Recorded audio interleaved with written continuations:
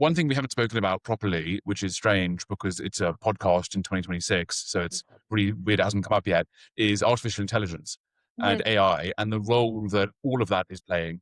We kind of touched on it a bit in the kind of fake news context and some of the misinformation.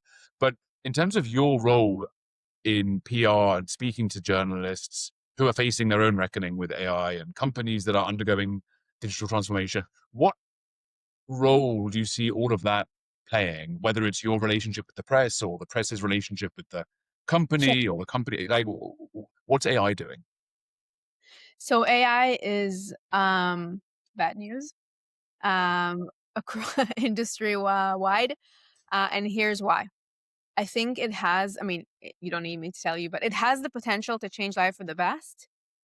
The problem is that the misuse that is being used sometimes to try and replace things that are not yet ready to be replaced or may not be able to be replaced at all. And I'm speaking about journalism and writers and content.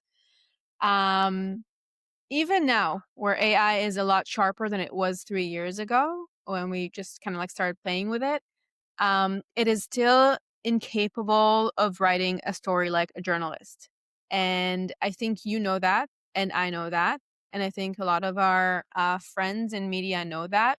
But somehow, the media houses or the person sitting with the money or new publications trying to like just create something that is 100% generated or something like that think it may replace the news because they can get it indexed the right way and they can do this and that, and that's going to miss the mark dramatically because as long as people would still refer to authentic real people forward media, then they cannot possibly read a story or a feature from an AI. It doesn't matter how good this AI algorithm is. So it has shrunk media houses.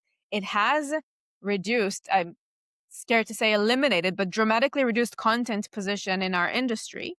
And not always for the right reasons. I think there are multiple ways to use it wisely. We use AI, for different stuff internally within the agency, but we would never write a press release with AI. We would never send an AI driven pitch to the media. I mean, I'm speaking to a person. I think the person expects me, especially if we have, this long lasting relationship and connection between us, doesn't expect me to send them something that is AI generated, but actually where I think the story is and what I think would make it interesting for them.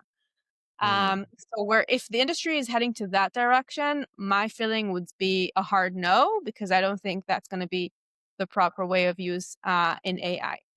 Whereas on the other side, um, you know, bots, especially with OpenClaw and all of that, are becoming a target audience in a way. I mean, at the end of the day, we're going to be talking to bots and we need them to consume content the right way. So it does need to be some kind of a part of your marketing strategy. I'm actually writing a piece of content that I hope I'll be able to finish and publish soon about like if bots are not a part of your marketing strategy, then you have to rethink what you're doing, because you're not only going to be talking to people soon. And it does have an effect and it needs to be somehow adjusted.